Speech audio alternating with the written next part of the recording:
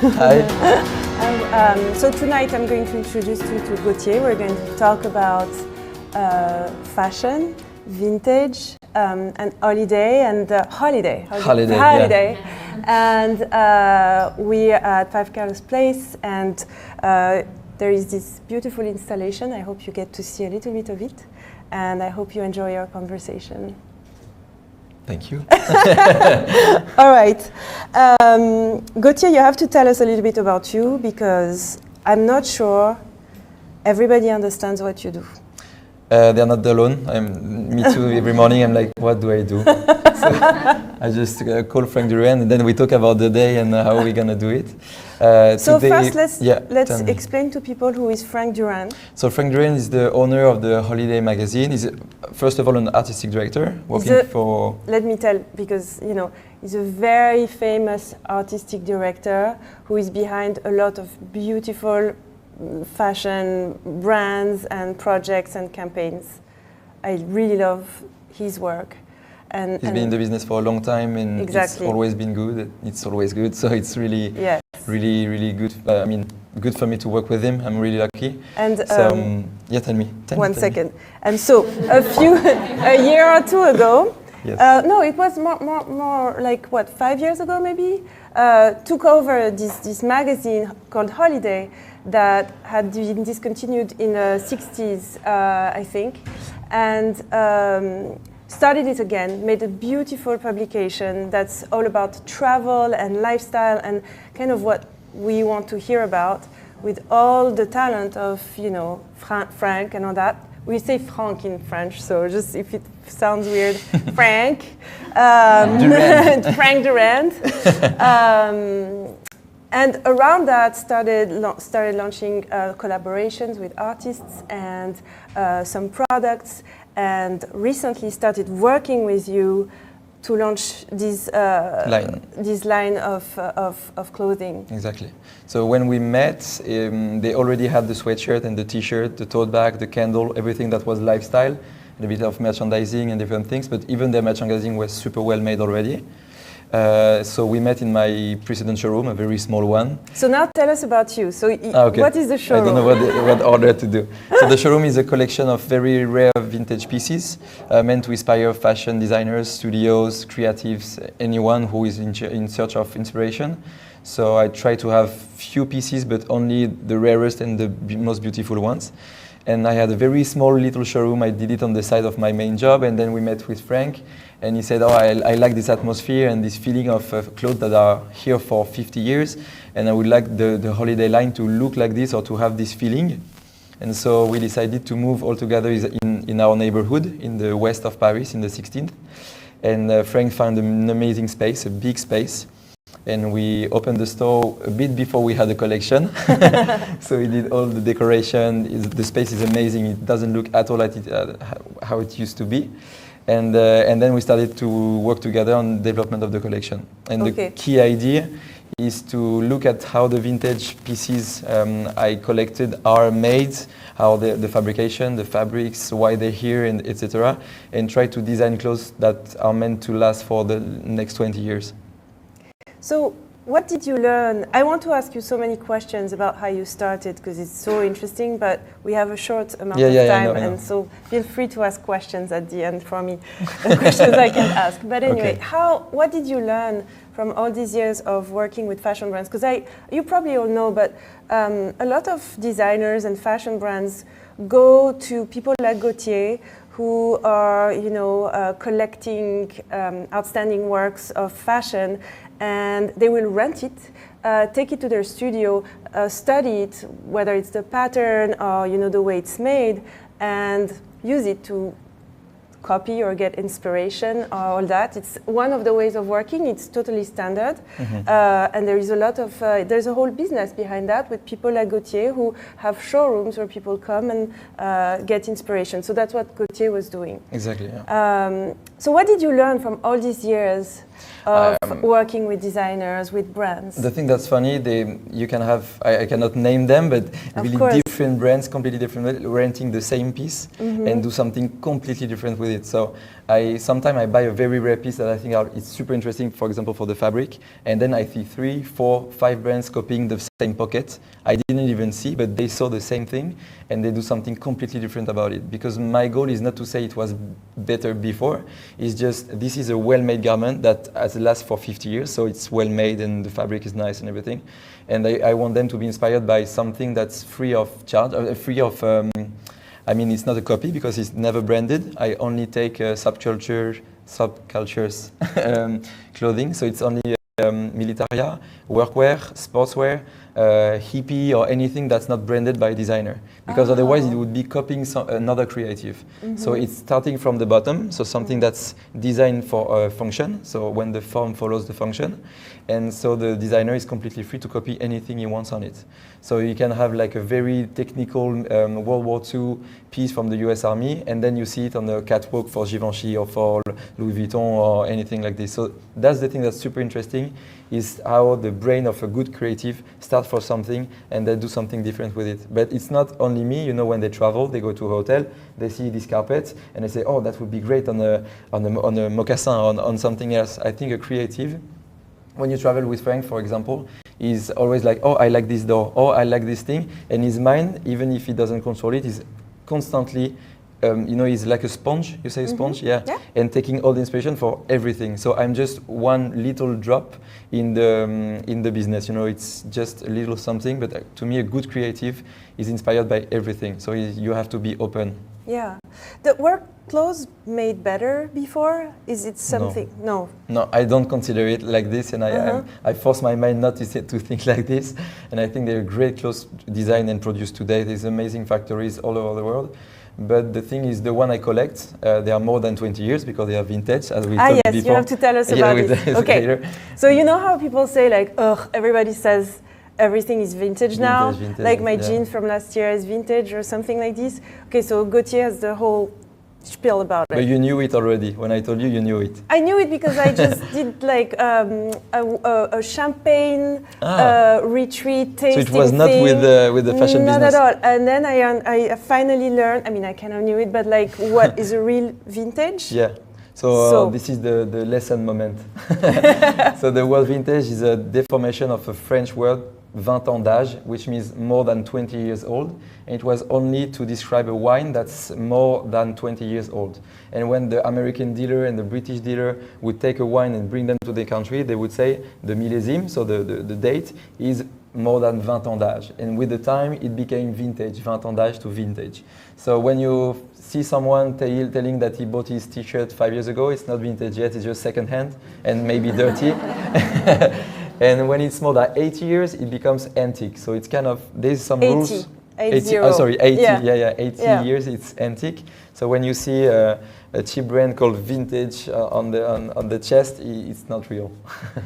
So now you know.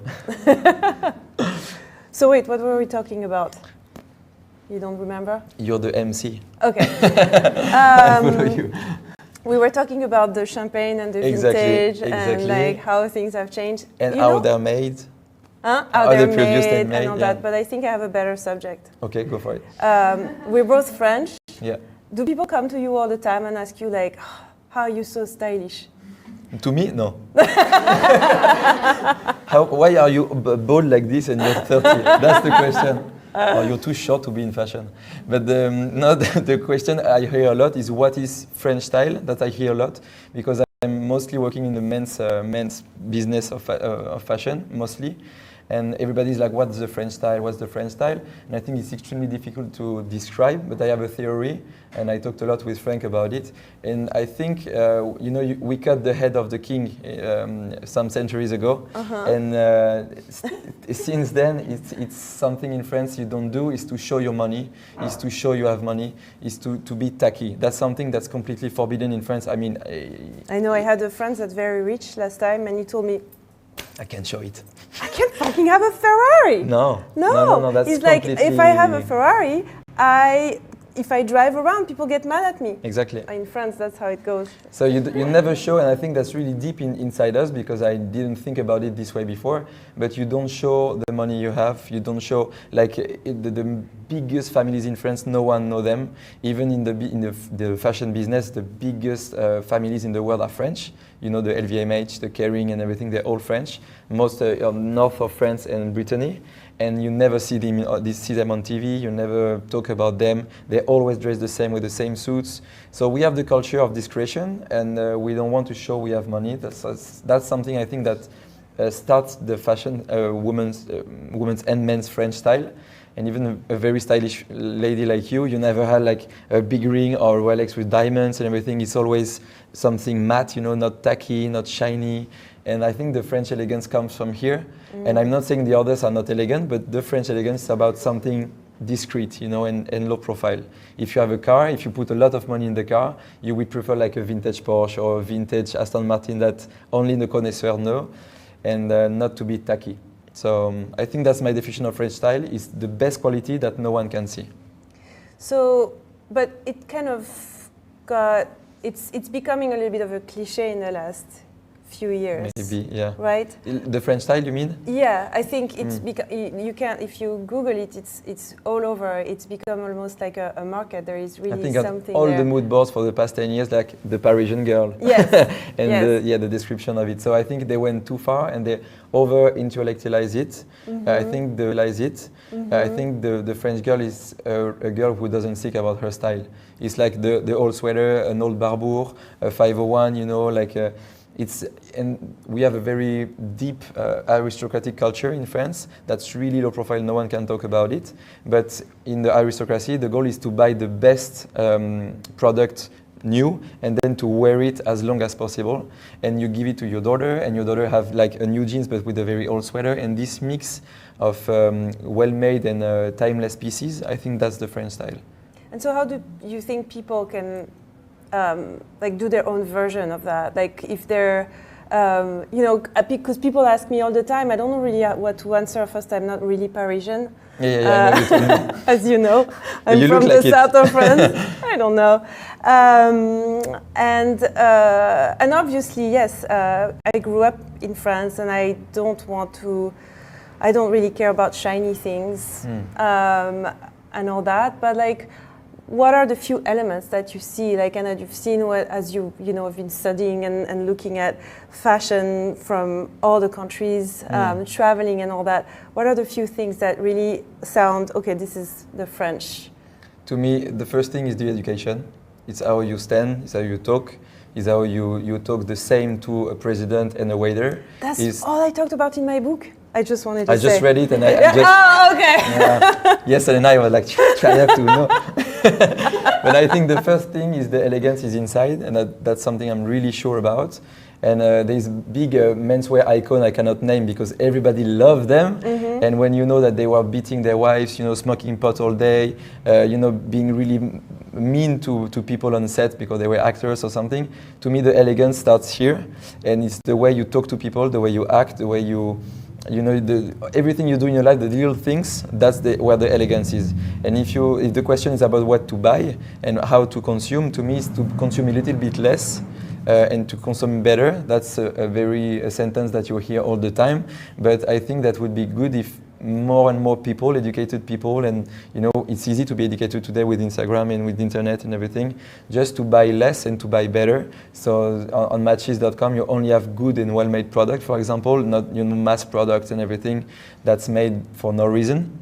So you just have to be more quiet and to buy less and to think more when you buy something. So to touch the fabric, to really be sure that's something that you can wear next year and that you would have worn like 5 years ago. So to be a little bit, you can follow fashion of course, because there is no like the perfect pants, the perfect denim. I think it doesn't exist. And otherwise we would be dressed, you know, like in the prehistoric ages. But I think just to be a little less in a rush to buy and just to think about it and to construct your look with only good pieces. I think that's, and it's not a question of money, because you have great pieces, really cheap, but you don't have to pay a lot. But like a vintage 501 with a Uniqlo white T-shirt and then a Gucci moccasin can be a good look for not a lot of money, and to me it's a proper look. Absolutely. So when you started thinking about the Holiday brand with Frank, what was the dream? Like, what was the idea? I think it's very interesting that you right away speak about the fact that your main inspiration is the vintage clothes that you've been working around for all these years, whereas often people try to shy away from that. It's like, oh no, we just invented that, or we just came up with something new. Yeah, no. So tell me a little bit like, what's the idea behind it? So the magazine Frank relaunched 5 years ago, Holiday magazine. It started in 46, and in the 40s, 50s, 60s, the inspiration just in the magazine is like endless. So the idea is like this picture, I want to look like this guy, but you cannot do like costumes, of course. So the inspiration started with the magazine, and then we wanted to do volumes that are more actual and not just something for your grandfather or something. So it's just the fantasme, on dit fantasme? Yeah, the fantasy. Yeah, the fantasy on something we didn't know. And I think the fashion is really a lot about the fantasy, and to take this fantasy and to make actual and desirable for the current customers. So we worked a lot with Frank with the magazine. We opened it, we saw the colors matching, the volumes, everything, and then we decided, okay, how can we produce it today? So we went in Italy, we went in Portugal, we went in France. That's the 3 countries we're producing now, and we tried to have a mix of British and Italian culture of clothing, so really thick fabrics that are made to last, so that's really British, like tweeds and everything, and a very natural shoulder, natural fitting and great shapes, that's more Italian. So we tried to mix all this, because in Holiday magazine there's a lot of the readers of the past who were travelers, but in the 50s, 60s, and the most fancy travel would be Europe at this time. So it would be like the south of France, northern Italy, better than the Cinque Terre and everything. So that was the idea, and Holiday is really something really solaire, not shiny, but something like, warm and comfortable and everything. And we wanted to do clothes like this, something that you, like our tweed jackets or our denim pants or everything we do, we wanted to be better and better in time. So that was the key idea, and I think Frank agreed with it when we talked about it. So we were happy. Was it your first time making clothes? Oh yes. Yes. So when I met Frank, I said like, I'm not selling myself as a designer. I have like a database of vintage, some ideas. I know people in the factories, etc. But I didn't want to oversell me. So I told him like, I will do my best, but we That's were very aristocrat of you. I don't hire me. Maybe, but Frank has a very long career in fashion, so he knows way better than me how the business is and everything. The business in terms of general, like the image, everything. So he helped me a lot, and he still does. Yes.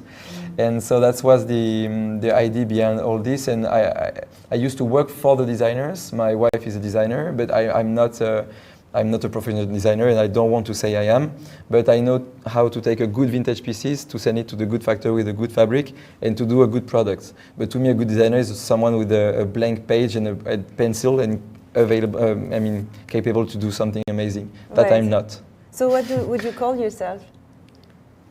I don't know. A Swiss knife. A collector, and I'm really a strong passionate about fashion, and I'm not a passéiste. I don't like only the past. I think the fashion is really a big line like this, and the fashion does this all the time and takes inspiration in the past, remix it, and I think the cycle is more or less 20 years all the time. So now we're in the 90s in terms of volume. In the early 2000s, we are more like in the 60s, 70s, in terms of fit.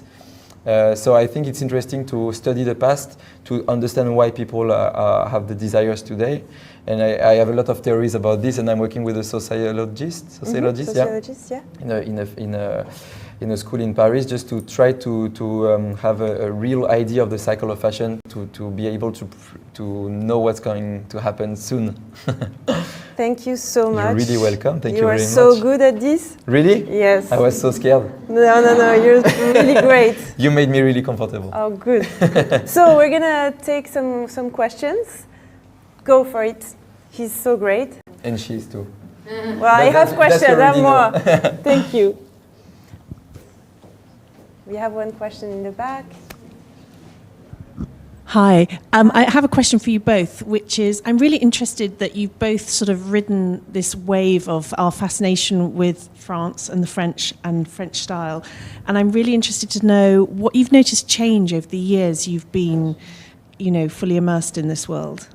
I didn't hear the end of the question, sorry. Oh, sorry. What you've noticed change during the time that you've been sort of so immersed in this world? In the business. Yeah. Do you want to go? I have maybe a thing, but I think I can talk more than you can. So I start short, and then I do my short version, and then okay, cool. Nothing changed.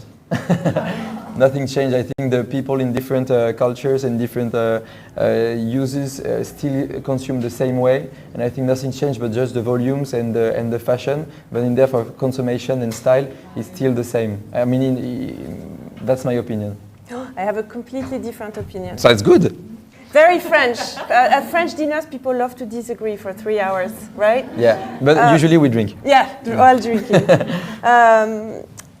What I've observed, I'm a kid of the 90s, and I feel like with internet, we saw the end of subcultures, because any culture now that is interesting is recuperated right away.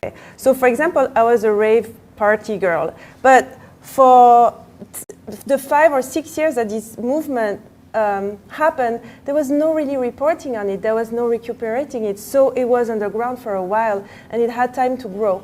I think today the problem with everything we see is that right at the second when an artist is interesting, a movement is happening, it's all over, everywhere, it's recuperated and it has a really hard time to grow. So talking about the French style, this is a different thing because it's not an underground movement, but just the way that it's been marketed, turned into like a gimmick, made a little bit almost ridicule, and used in every way.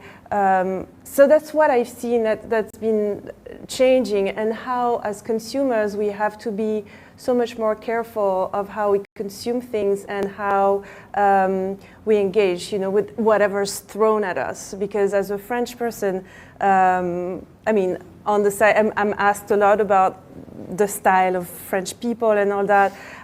But as a consumer, I'm also bombarded every day with like, buy this because it's French, and I need better reasons than that. So I think we didn't understand the question the same way, and I completely agree with Garance. No, honestly, it's really, that's changed a lot. I thought you just talk about the French people, how they consume. I think it's still the same. When in terms of effectively, there is no subculture, and the few subcultures that are growing, they're immediately took by a big brand, and I think that's really a shame. But there's still really tiny, not branded subculture that are really dark, in East Germany, like in Berlin and everything, in clubs that are really, really dark with tough drugs and everything, and they don't communicate on it, but there is some really few things like this, and I think it's good that it's not recuperated, because the aesthetic is a bit tough, but I hope there is still some things that are completely independent and not took by big brands. I hope so. Yes. Do you have other questions? Go for it. Hi. I had a question about your vintage showroom. Mm-hmm. So when you're out in market and trying to source these pieces, what are the key things that you're looking for? And also, where do you source them from? Okay, so I'm not going to tell you that. No, I can't tell you everything because I'm completely transparent. Transparent? Transparent, okay. Yeah, okay. So what was the first question? Is what I look first, right? Yeah, it's things you focus on. So the first thing is did I ever seen this piece before? So if I ever saw it, I'm not really interested in it, because it's not the business that makes me buy it. It's just because sometimes I find something for 20 euros, I know I can sell it for 300, but it's not interesting, it's not my business, and I do different things. So that's not really interesting me. Did I see it before? If I never saw it before, then I zoom and then I see the zippers, the buttons, and the thread that's used, and how it's made, how it's sewn together. Is the construction interesting? Because with the construction, you can know from when it is. And with the fabric, I can now, with time, I can know where it's been made. So I can know if it's American, if it's British, Italian, and blah, blah, blah. So I don't buy German World War II, I don't buy Italian World War II. Those are the two things I don't do. I don't do strong cultures like East, like China, or costumes. I don't do, because everything I buy. The thing is, my English is getting worse and worse with time, sorry. But when I see a piece, is first of all, did I see it? Is it beautiful? And do I want to put it on? If I want to put it on, I'm start thinking what I'm gonna wear it with. Like this jacket I bought, I loved it. And I said, wow, the character of it is amazing. This is the really original, the juice, we call it the juice, it's just like how it is. And then I thought, with a loafer and white pants, it's gonna be good, And if I can do this, I buy it, I wash it, I wear it, and then I put it in the showroom. But first, I want everything I have in the showroom, everything that's wearable. Of course, not the big like coveralls, but I don't buy something that's not wearable and that's not inspiring for today's fashion. That's why I'm always looking at all the shows and everything. I try to be really to know what's going on, who are the designers, what are their inspiration. And most of the time when I buy something, I'm like, oh, this is gonna be good for this guy or for this guy or for this guy. But first of all, do I like it? If I don't like it, I don't buy it, because that's the first step to have a not Korean showroom. If I don't like every single of my pieces, I think that I'm going to lose the Koreans and people are not going to come back. Today they wear a beautiful denim jacket in the back of this room, and the customer came and she wanted to buy it and was like, that's why I love to rent, because when I sell, it's really difficult for me. Like even today, honestly, I did the selection of the pieces that you can see here, like a month ago, and when I arrived this morning, I rediscovered it. I was like, wow, this is so good. Like all the patches, handmade in Vietnam and everything. And I love my pieces so much. I hope one day I don't have to do a business with them anymore. And I just can lay it down like this and just surrounded by beautiful pieces. That's a bit geek, but I think I assume it. It was okay, the answer? Mm-hmm. Good. Do we have a question? No, you said, sorry, where do I buy? Sorry. Oh, yes. Where do you source them? So tomorrow morning I'm going to wake up early and I'm going to go to Portobello, that's everybody knows here, and have some meetings with some guys. I'm really close to the vintage showroom who are in London, and I'm like my close friend, and I say hi to Doug and Roy if they're listening to this. And they helped me a lot when I started. And so at first I was like digging everywhere, all the flea markets, everywhere on the floor, blah, blah, blah. And now I don't have the time to do it, and honestly I lost way too much time, because the chance to find something amazing like this is extremely rare. And the money problem is not my problem. I want something exceptional, and I'm ready to pay really expensive for it. I don't want to be the guy who pays €1 to sell it 1,000 to a big brand. That's really not my league. I don't want to be a part of this. So I'm ready to pay a guy expensive so he can find me good pieces. We call them pickers. And I have 2 in the US, 2 in Paris, and a guy in the south of France. And they're just turning and turning and turning. Not only for me, of course. They have like Japanese customers, designers, and everything. But they know what I'm looking for, something they never saw before, that's weird and everything. Most of the time, they find me good stuff. Sometimes they send me something they never saw, but I know it's a very bad piece. So I just said, no, that's never seen, but for a good reason. And so my WhatsApp is like ding, ding, every hour, every day. And it's like Christmas, maybe I'm looking for loves, and it's like a gift. So every I receive, I'm like, oh, that's good.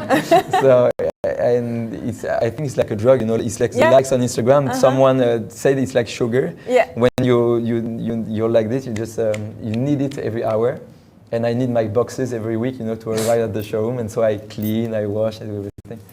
So I love it, but I can't say where I buy, because I can buy maybe tomorrow to the vintage showroom a fortune for a piece I don't have. They're ready to sell to me, and the price is not a question. It's just something that's really inspiring. Voila. All right. So next question. Oh, no question. No question. We have a question here.